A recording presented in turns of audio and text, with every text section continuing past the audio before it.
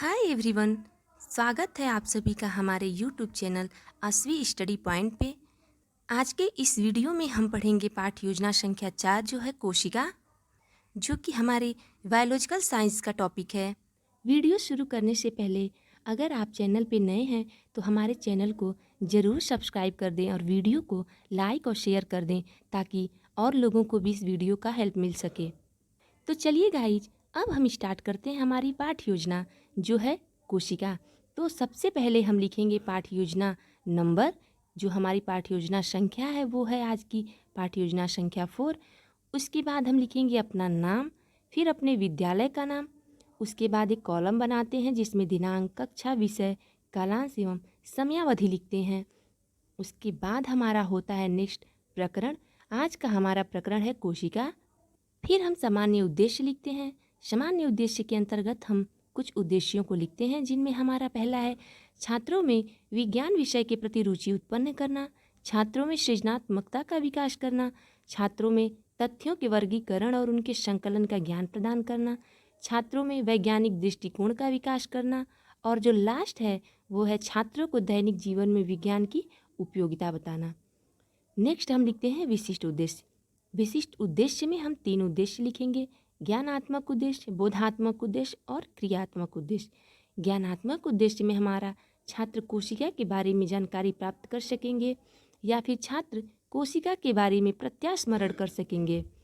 Next जो है हमारा बोधात्मक उद्देश्य, उसमें हम लिखेंगे कि छात्र कोशिका के महत्व को समझ सकेंगे। और लास्ट जो है क्रियात्मक उद्देश्य, उसमें लिखेंगे छात्र कोशिका की संरचना का प्रयोगात्मक अध्ययन कर सकेंगे। उसके बाद हम लिखते हैं सहायक सामग्री। सहायक सामग्री में हम जिन सामग्रियों के प्रयोग से बच्चों को पाठ योजना प्रस्तुत करते हैं, जैसे कि श्यामपट्ट, चौक, चार्ट पेपर, लपेट श्यामपट्ट आदि। फिर हम शिक्षण विधियाँ लिखेंगे। शिक्षण विधियों में हम किन विधियों के माध्यम से बच्चों को पाठ योजना प्रस्तुत करते हैं, जिनमें हमारा पहला है प्रश्नोत्तर विधि, व्याख्यान विधि और प्रदर्शन विधि। उसके बाद हम पूर्व ज्ञान लिखते हैं। पूर्व ज्ञान यानी कि बच्चों को कोशिका के बारे में पहले से कितनी जानकारी है। तो यहाँ हम लिखेंगे छात्र कोशिका के बारे में सामान्य जानकारी रखते हैं। पूर्व ज्ञान के बाद हमारा आएगा प्रस्तावना प्रश्न। प्रस्तावना प्रश्न जो हमारे किसी भी पाठ योजना का बेहद इंपॉर्टेंट पार्ट होता है। तो सबसे पहले हम इसमें 2 कॉलम बनाएंगे। पहला छात्राध्यापक या छात्राध्यापिका कथन और दूसरा छात्र छात्रा कथन।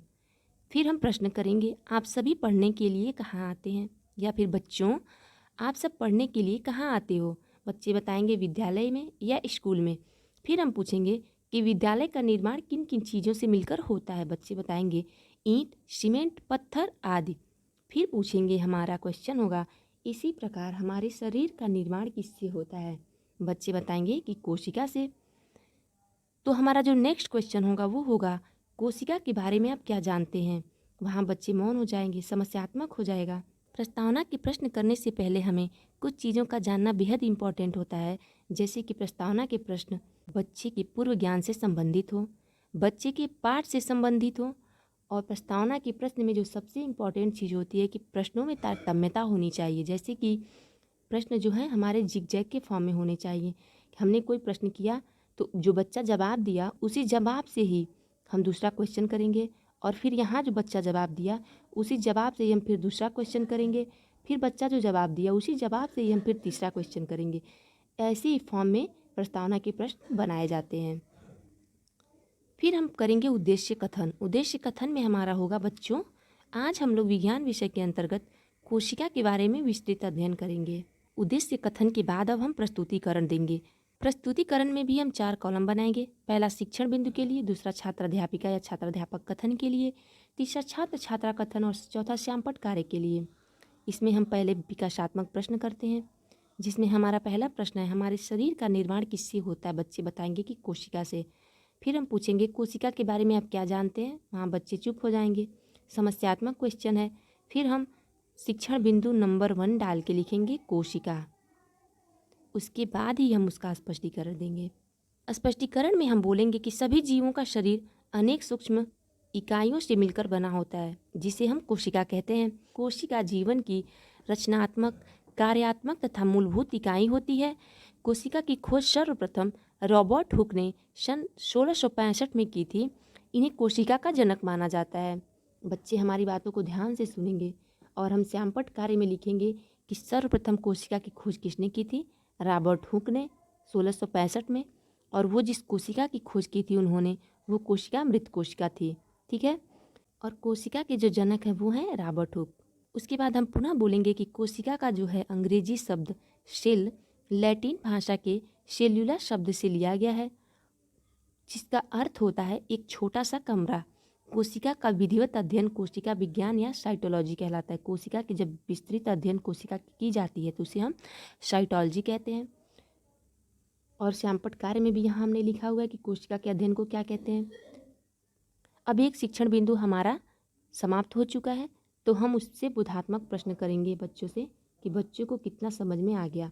बोधात्मक प्रश्न में हमारा पहला प्रश्न है, कोशिका की खोज किसने की थी? बच्चे बताएंगे रॉबर्ट हुक ने। फिर हम पूछेंगे कि कोशिका का अध्ययन क्या कहलाता है? बच्चे बताएंगे कि कोशिका का अध्ययन कोशिका विज्ञान या साइटोलॉजी कहलाता है। अब हम सेकेंड शिक्षण बिंदु स्टार्ट करने जा रहे हैं।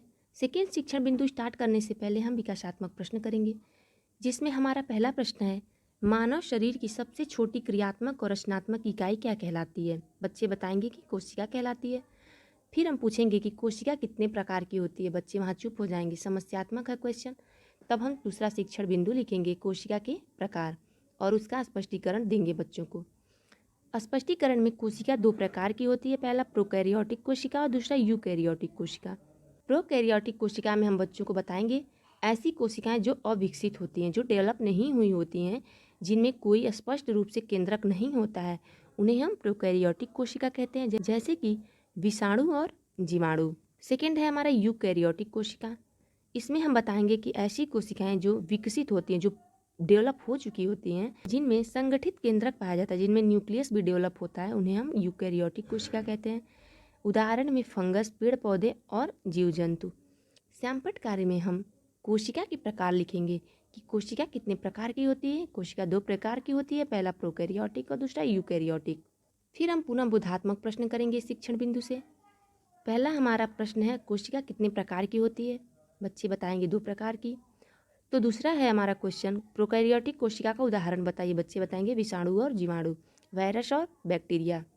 चलिए अब हम तीसरा शिक्षण बिंदु स्टार्ट करते हैं। और तीसरा शिक्षण बिंदु स्टार्ट करने से पहले हम विकासात्मक प्रश्न करते हैं।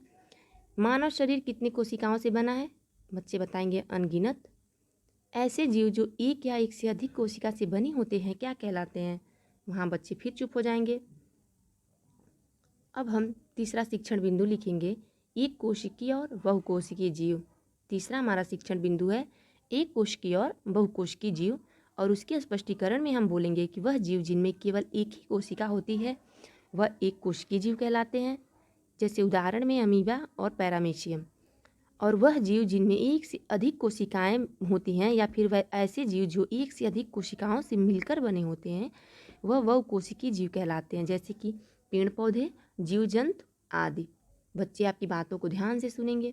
श्यामपट्ट कार्य में हम लिखेंगे कि एक कोशिकीय जीव के अंतर्गत कौन कौन से जीव आते हैं, अमीबा और पैरामीशियम। यहाँ हमने एक कोशिकीय जीव में अमीबा का डायग्राम बनाया हुआ है, आप देख सकते हैं। और बहुकोशिकीय जीव के अंतर्गत कौन कौन आते हैं, जीव जंतु और पेड़ पौधे। ठीक है, फिर हम इसमें से बोधात्मक प्रश्न करते हैं। बोधात्मक प्रश्न में हमारा पहला प्रश्न है, एक कोशिकीय जीव का उदाहरण बताइए। बच्चे बताएंगे जीवाणु और अमीबा।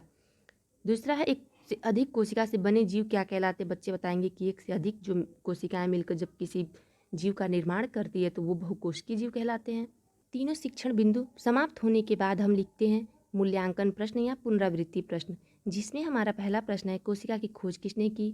दूसरा, कोशिका कितने प्रकार की होती है? और तीसरा, कोशिका को परिभाषित कीजिए। उसके बाद हम गृह कार्य देते हैं। गृह कार्य में सभी छात्र घर से कोशिका के बारे में लिख कर लाएंगे या कोशिका का चित्रांकन करके लाएंगे। तो गाइज, ये रही हमारी आज की पाठ्य योजना जो बायोलॉजिकल साइंस से थी, कोशिका। अगली पाठ्य योजना हम अगली वीडियो में देखेंगे। आज की हमारी ये वीडियो आपको कैसी लगी कमेंट सेक्शन में ज़रूर बताइएगा और साथ ही हमारे चैनल को सब्सक्राइब ज़रूर करें और वीडियो को लाइक और शेयर कर दें। Thank you so much guys.